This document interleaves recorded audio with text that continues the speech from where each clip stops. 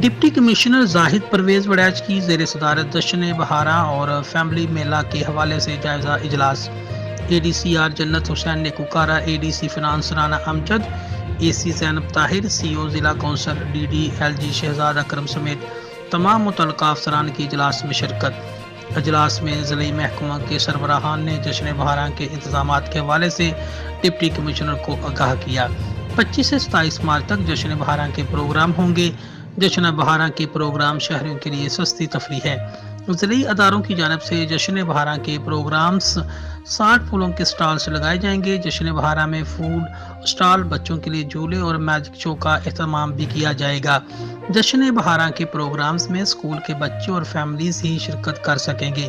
جشن بہارا کے آخری روز قوالی نائٹ کا بھی اہتمام کیا جائے گا۔